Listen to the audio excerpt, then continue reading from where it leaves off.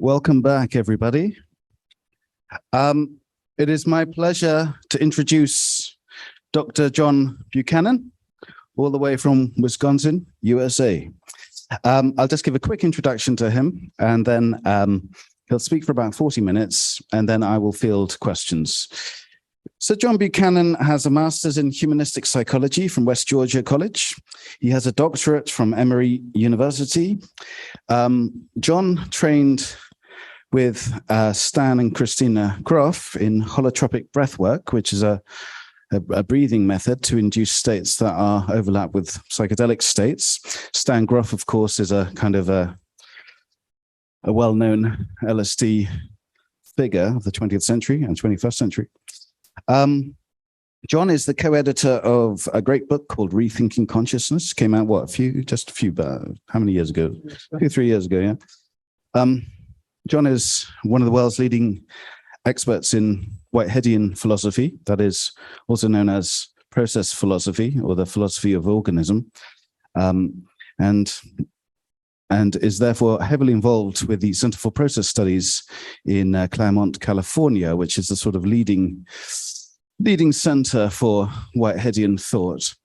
I should mention that the Center for Process Studies are also helping with this conference. So many thanks to those people, especially Andrew. John is a great supporter of the Exeter Psychedelic Research Group we have here. So please give a good, warm round of applause to Dr. John Buchanan. Thank you, Peter. I think Peter's a little too generous. I would say it's more that I've studied with some of the top Whiteheadian experts rather than I'm one of them, but it's a real honor to be here and part of this conference. And I'm very excited to have the opportunity to talk about two of my favorite things, philosophy and psychedelics. That's largely what my book that I've been working on for about 40 years as a revision of my dissertation is about. It's called Processing Reality, Finding Meaning in Death, Sobriety, and Psychedelics. Processing Reality is, of course, a little play on words of Whitehead's magnum opus, Process and Reality.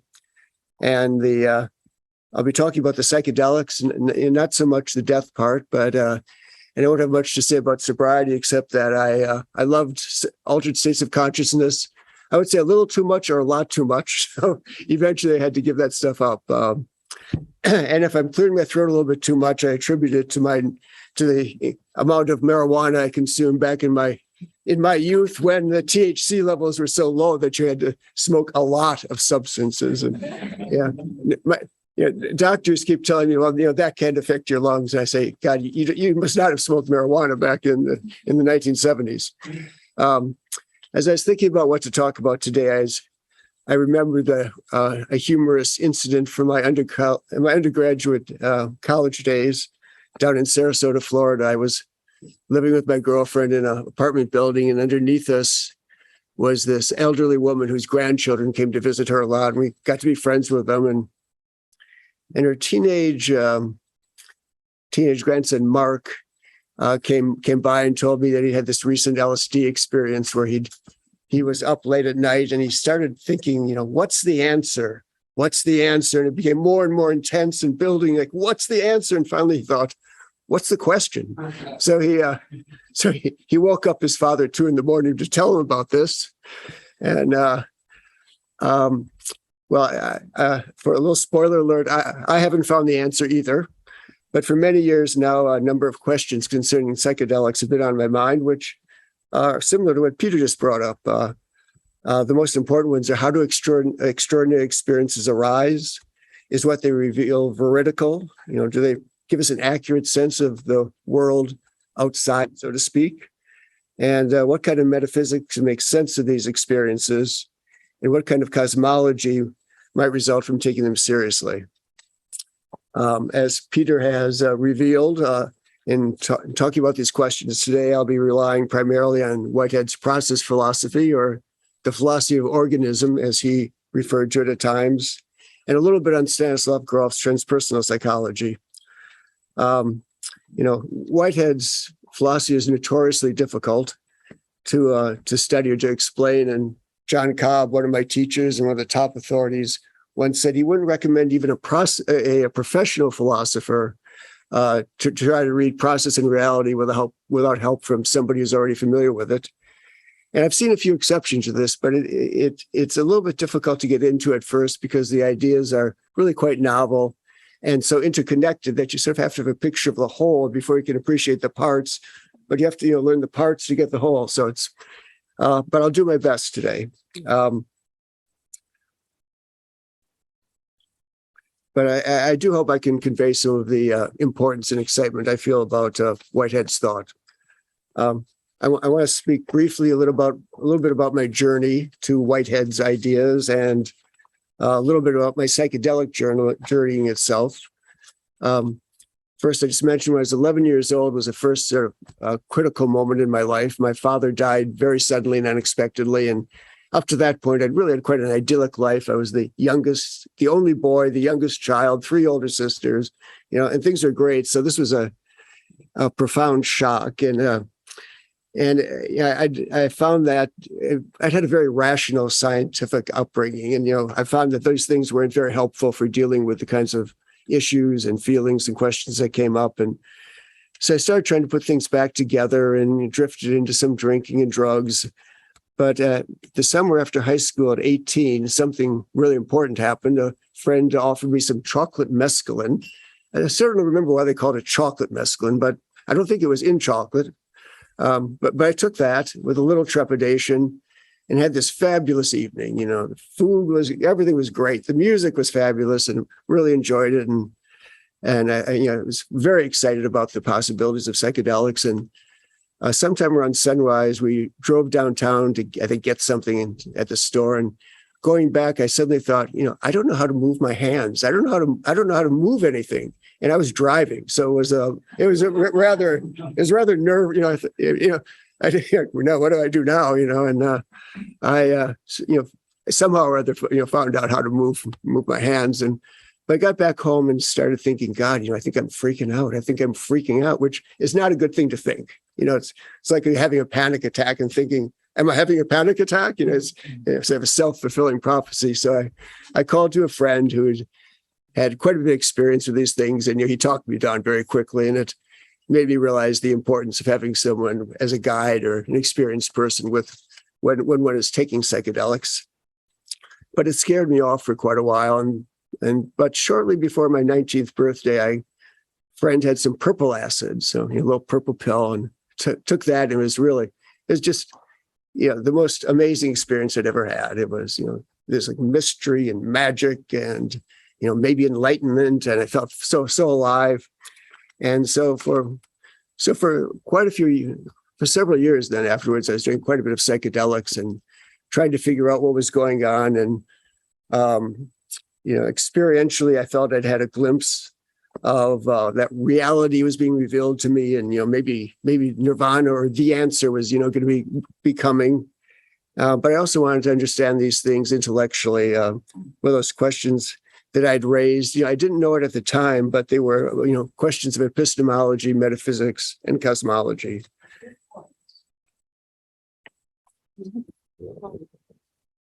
I do need a cigarette. I don't smoke, but I can still use one. All right, is this better? Can people hear me, or do people care if they could hear me? Okay, all right. Yeah, thank you. So I went down to college, this little experimental college in Florida called New College, and I did a lot of experimenting. And so I started studying psychology and philosophy, since these seemed like the likely suspects to get into. And I was also reading the usual suspects of that time on the side of, Ram Dass and Timothy Leary and Hermann Hesse and Jung and Carlos Castaneda and Buddhism, Hinduism, and all these things seemed very interesting. And one of the important books I read was Gene Houston and Robert Masters' Varieties of Psychedelic Experience.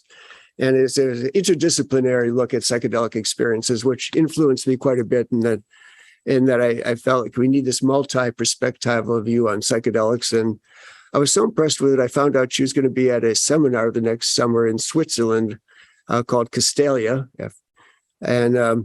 And so I went over to it, and she was only there for a few days, but I did the workshops, and then I kind of cornered her and, said, told her I'd been, on kind of this mission to, reach enlightenment and to reach the answer, no matter what. And, she listened and said, well, the brain is a delicate thing. You really need to be gentle with it. And this kind of gave me permission to back off a bit, because I was stretched pretty thin and focused a bit more on these intellectual questions. And I went up to changed schools and got more deeply into the phenomenology and continental philosophy and Asian thought and humanistic and depth psychology, neuropsychology, and all these things were great. And I felt like I was getting a lot of clues as to what was going on, but nothing seemed to really provide the kind of paradigm or worldview that could adequately encompass psychedelic scientific theory in our everyday life world. I wanted something that could pull it all together. I then went to Emory University for a PhD, and at the end of the first semester, my advisor said, Will Beardsley's leaving after the semester, so maybe you should do a directed reading in Whitehead. And I'd heard of Whitehead, I suppose, but it was really out of the blue, and I did that. And after a few weeks of reading, I thought, well, this is it. This is what I've been really looking for. It's a system based, with experience at the core, and yet it's addressing the full range of the human activities, and talks about everything. It's got a cosmology that is vibrant, sentient, and radically relational, and one that's open to taking all extraordinary experiences seriously. It has a metaphysics and epistemology congruent with science and everyday life and transpersonal realms, and one that provides a mode of access for exceptional perception and intuition. It addresses the problems raised by human around causality, time, the theory of knowledge, and has a viable solution to the mind-body problem. And theologically, it's a panentheism, where mystical and spiritual experiences and encounters could be vertical. And it outlines a natural theology that makes sense of most of the toughest issues that haunt religious thought, such as the problem of evil. I'm going to skip my time at the Betty Ford Center, but it turned out to be very fortuitous, because after a while, I kind of realized the Center for Process Studies was only an hour and a half drive away. So I was able to study with David Ray Griffin and John Cobb, and then I thought, and Stan Grof is up at Esalen. So I went up there and met him, and ended up in the 3-year training group with him and Christina, and he was on my dissertation committee. And I haven't he always says he believes that Whitehead is a great option for transpersonal psychology, but then he always goes back to Eastern thought or holographic theory. So I don't think I've convinced him completely. And after I completed my dissertation, Lenny Gibson and I planned a conference at Esalen on Whitehead and transpersonal psychology. I think it was the first of its kind. But some of you may know that Terence and Dennis McKenna wrote a book back in 1975, The Invisible Landscape, about their adventures in South America and psychedelics. And in that, the metaphysics that they use is Alfred North Whitehead's, which impressed me tremendously, because they were very young and they're very knowledgeable. So I can't claim to have discovered this in any sense at all. I'm sure Gerald Hurd must have been very familiar with Whitehead and Alex Huxley, but they don't seem to write about him much. 25 years later, after that, Lenny Gibson and his wife Elizabeth, who helped organize the conference in Claremont called "Can Extraordinary Experience Help Save the World?" And this is where I met Peter and Johanna and Farzad, and now at this conference at Exeter, things have come full circle. And things are very different than when I started studying psychedelics. They're still not quite legal, but very close, very close. One of my friends from college and from the Groff training group is Rick Doblin, from MAPS, who's done probably more than anybody else. So really astonishing. He's a powerhouse when he gets into stuff. He wanted to be a psychedelic therapist, and then they made MDMA illegal. So I thought, I'm going to work to make it legal. And so for 40 years, he's been working away, and raising huge amount of money and been financing most of the research to date. So hats off to Rick. Along with Whitehead, as I mentioned, Stan Grof's work, I think, is tremendously important. And in Michael Pollan's book, I was a little, I thought that was a great book, but I was a little annoyed that he didn't seem to give Stan enough credit. So I'm going to give him a little extra credit here. I found his theories were very helpful for me. And really, they addressed a lot of the questions that I had raised. They didn't give a metaphysics, but his theory of the unconscious and his cartography of inner space provides a very interesting categorization of the phenomenology of the full range of extraordinary experience that I think in general is helpful, but back in the day was particularly helpful because there weren't a lot of books about what the psychedelic experiences may open up. And I also wanted to mention his theory of psychopathology, I think, is quite groundbreaking and very relevant to the people who are employing psychedelics and work with their clients. He's got a book called LSD Psychotherapy, which he wrote after his working a number of years in Czechoslovakia, where he ran an LSD wing of a psychiatric clinic, treating thousands of people. It's running thousands of sessions with people using LSD, treating all kinds of different psychopathology. So I think this should be a required textbook, really, for I don't know for you, but for the people who are doing training as therapists and guides with psychedelics. Very quickly, some of the reasons I think that Whitehead's philosophy is a better grounding for transpersonal psychology than some of the other options. Even Ken Wilber, who I thought was very interesting, but I prefer Whitehead's philosophy because, one, it's congruent with the findings of science, including quantum and relativity theories. It offers a coherent interpretation of the basic dimensions of everyday life, while also describing how extraordinary experiences might occur and provide vertical insights into the nature of the universe. It furnishes a metaphysics and cosmology for a postmodern paradigm that draws on important elements of pre-modern thought and overcomes some of the limitations of modernism, but it doesn't succumb to the sheer relativism and anti-metaphysics stance of most deconstructive approaches. And like William James's, Whitehead's empiricism is radical and thus open to all the possibilities that manifest in psychedelic journeys and in other extraordinary experiences. In other words, it addresses all the questions psychedelics raised for me and does it better than any other system that I've encountered. Now, I should make clear that Whitehead's system does not say that all psychedelic experiences are veridical. It just makes the possibility of thinking of them as such. Don't mind,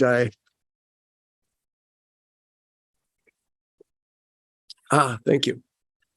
I have throughout my notes, talk slowly, and I've obviously failed, but I did a practice run with the Gibsons, and they that was their main comment.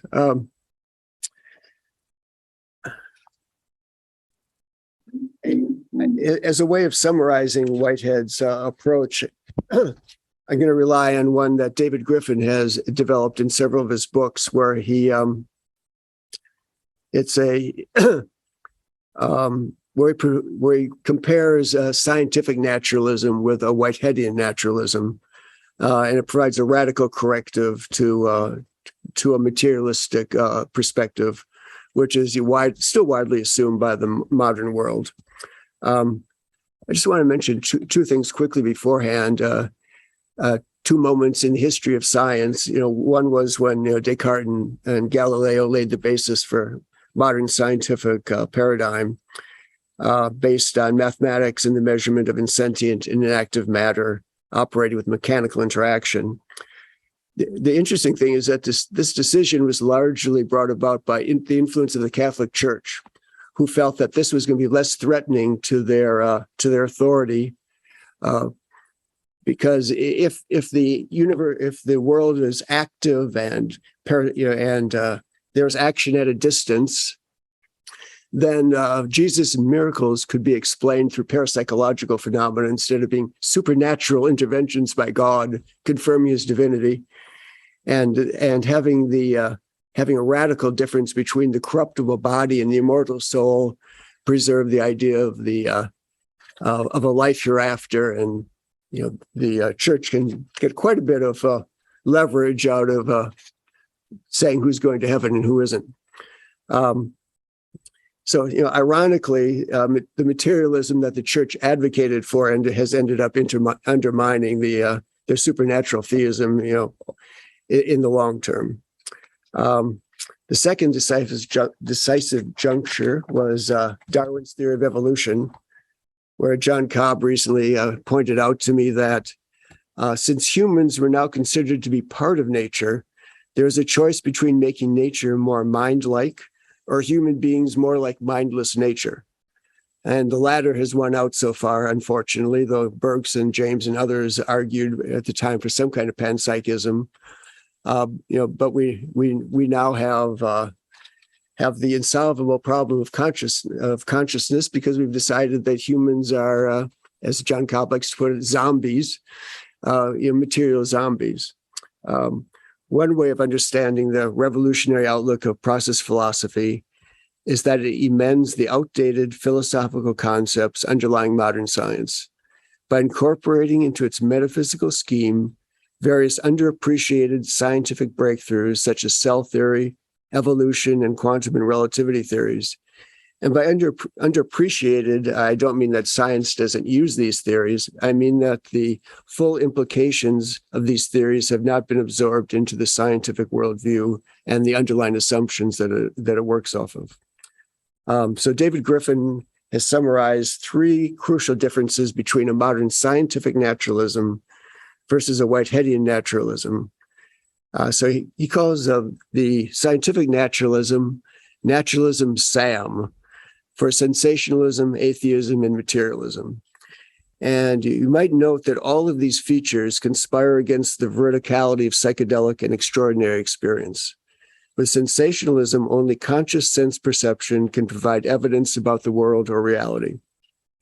Thus, non-sensory insights or perceptions from psychedelic experiences are immediately ruled out of court.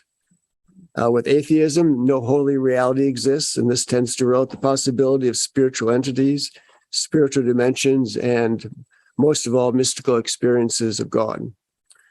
And with materialism, with only insentient bits of matter exist, interacting mechanically, thus consciousness, awareness doesn't really exist or is merely epiphenomenal at best. And the idea that nature's interactivity, sentience, or value is the pathetic fallacy. That is an illusion or a psychological projection. The latter is particularly ironic since conscious experience was the one thing Descartes claimed could not be doubted as being real. And Descartes' philosophy formed the basis of modern science. So it's come full circle to the one thing that can't be doubted is the one thing that can't exist. So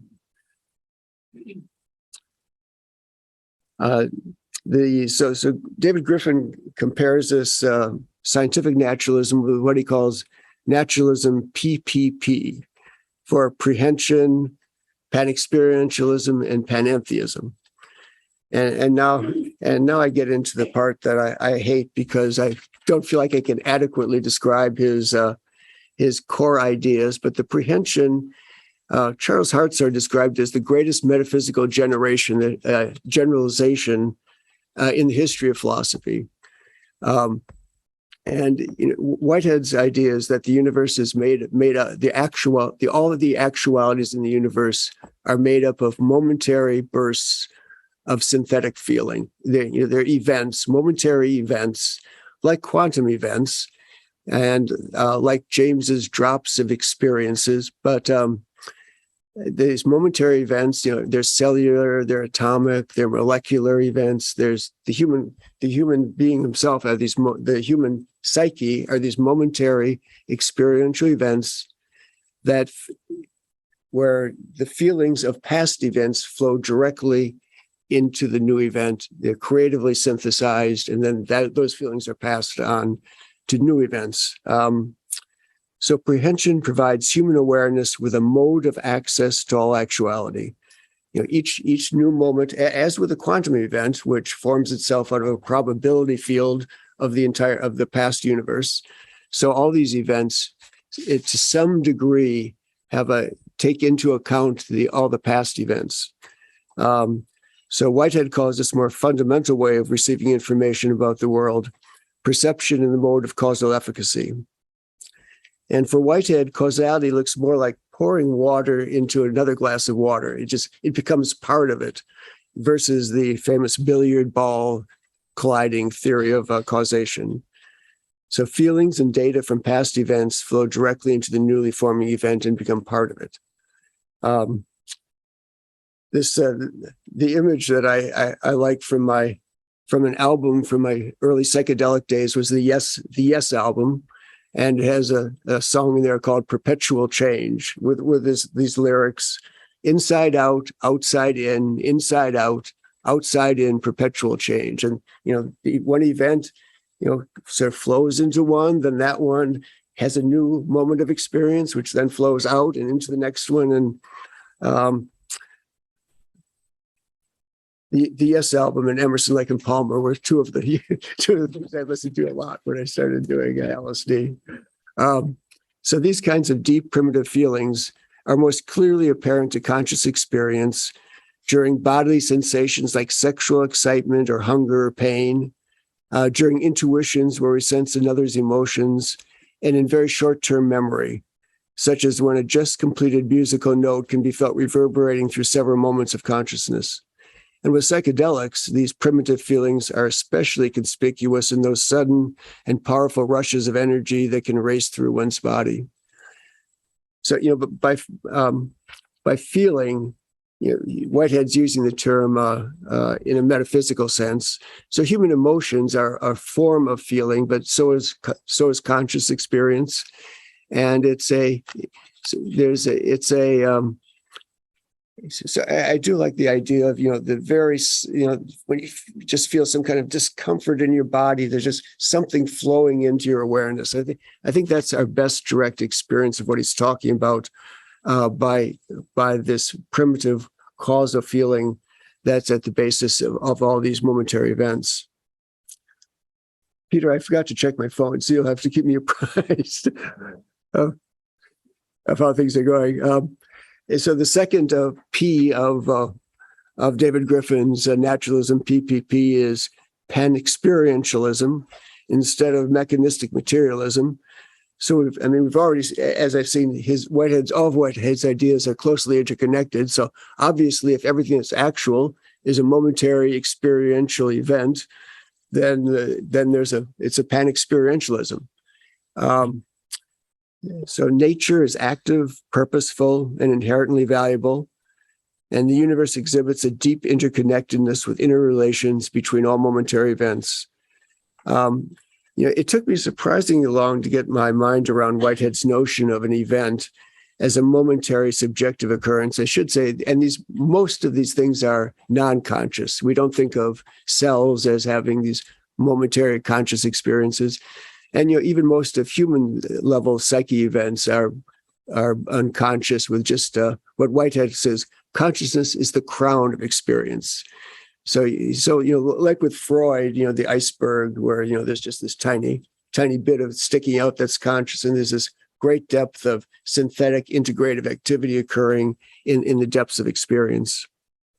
But So Whitehead's notion of the psyche is a series of these brief experiential events, perhaps pulsing at a rate of 10 to 20 times a second. And just as the individual frames in a movie blend together seamlessly into a smooth visual display, so our experience feels continuous and flowing. And if I had a slide up, I would have all these little dots on the bottom and a series of dots on the top, which are the moments of the psyche, and all the neural events are going underneath. And there's the psyche, the neural events, come up and the psyche feels them, but then the psyche's feelings go back down into the neural events and so on. So there's a rapid interactionism between the psychic events and the neural events. And as David Griffin would say, this is a dualism of events, but not a metaphysical dualism, since they're both made up of the same fundamental substance of experiential events. So the most general meaning of process pan-experientialism is that everything actual in the universe is composed entirely of these kinds of experiential events, which Whitehead calls actual occasions. It's especially important for psychedelics and extraordinary experience to note that every actual occasion is influenced by all past events and in turn influences all future events. So the human awareness has potential access to everything that's occurred in the universe. And this model also provides an interesting ways of thinking about parapsychological phenomena, since my thoughts are then felt by everything around me. It provides a way for psychokinesis to be occurring, kind of a pattern of reverberation between my experience flowing into a if I could move these crackers, so to speak, I would have to learn how to vibrate apparently at the same rate as these Lotus crackers. But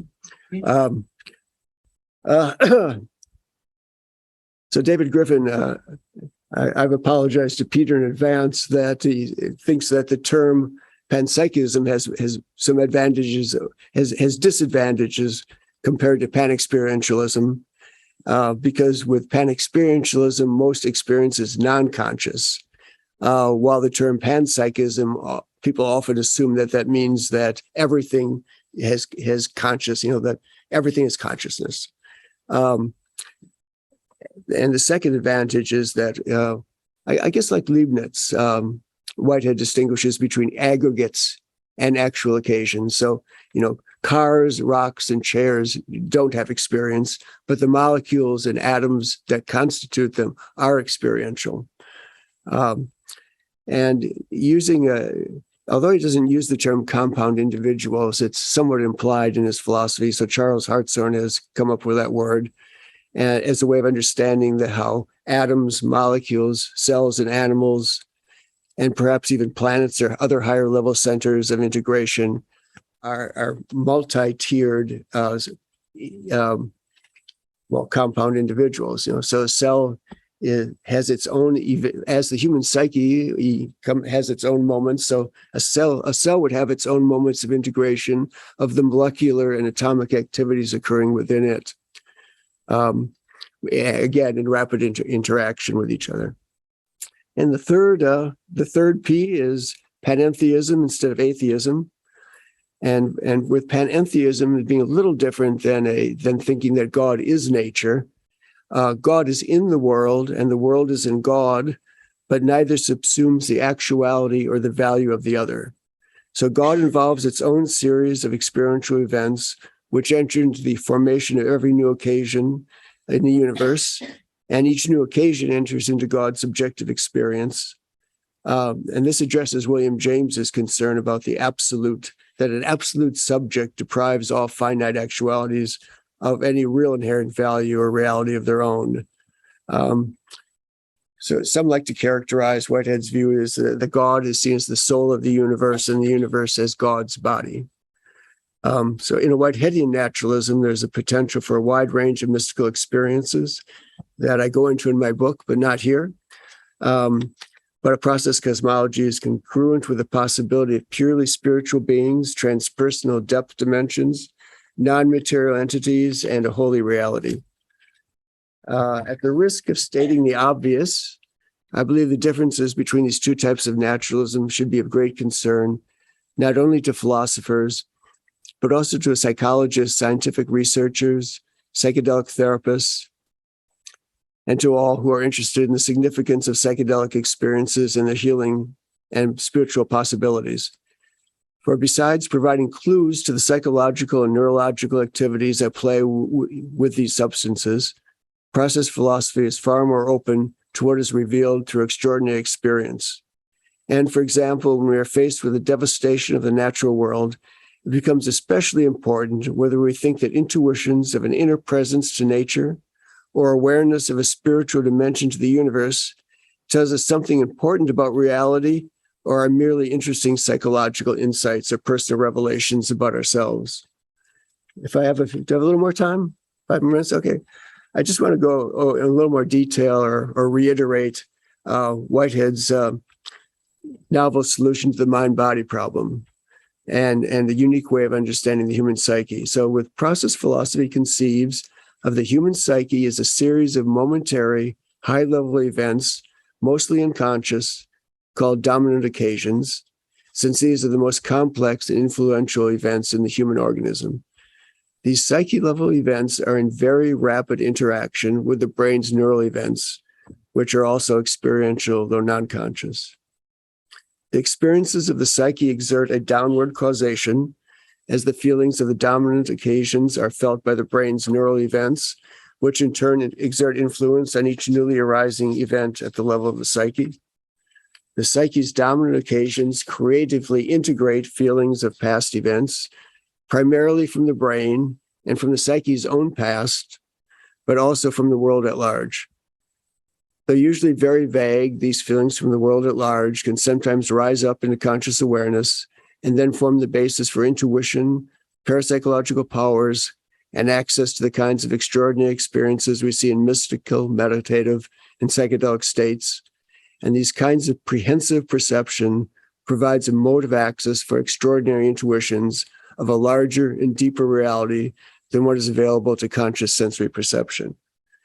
Thus, the Whiteheadian unconscious might be seen as including the non-conscious portions of each dominant psychic occasion, the neural activity underlying the psyche's events, the sum of the past psyche's events, we might say the memories, and the sum of, and ultimately, the transpersonal depth unconscious is the entire past universe.